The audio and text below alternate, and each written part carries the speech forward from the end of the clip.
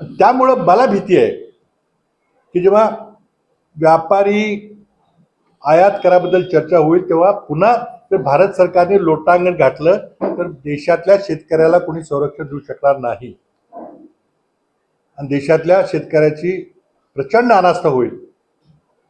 आमचे संसदेमध्ये खासदार भाषणात बोलताना बोलले की आपण जर ताठ भूमिका नाही घेतली 2 एप्रिल परवा दिवशी, त्याच्या आधी आता चाललेल्या चर्चा, तर त्याचा भारतीय शेतीवर प्रचंड अनिष्ट परिणाम होईल. आणि हे आयात निर्यात करायचं आंतरराष्ट्रीय जागतिक व्यापार संघटनेचे शब्द आहेत, पण परिणाम आपल्या गरीब शेतकऱ्यावर झाल्याशिवाय राहणार नाही.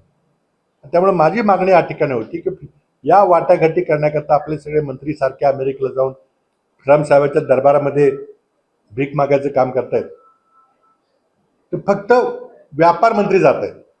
माझी मागणी आहे की तुम्ही कृषी मंत्र्याला घेऊन जावा, उद्योग मंत्र्याला घेऊन जा, आणि त्यामुळे कृषी मंत्री भारताच्या शेतकऱ्याच्या हिताचं संरक्षण करायचा प्रयत्न करेल. करता येईल की माहीत नाही, कारण शेवटी मोदी त्यांनी जर लोटांगण घालण्याचा निर्णय घेतला असेल तर कृषी मंत्री आणि उद्योग मंत्री काय करणार. पण आमची मागणी आहे की परवा दिवशी 2 तारखेला अमेरिकेनं व्यापार युद्ध सुरू केलं तर त्याचे भारतावर अनिष्ट परिणाम होतील. त्याची भारत सरकारने काही तयारी केलेली नाही. त्याचा परिणाम महाराष्ट्रातल्या शेतकऱ्यावर झाल्याशिवाय राहणार नाही. म्हणून कर्जमाफी महत्वाची होती, पण ती झालेली नाही. एबीपी माझा, उघडा डोळे बघा नीट.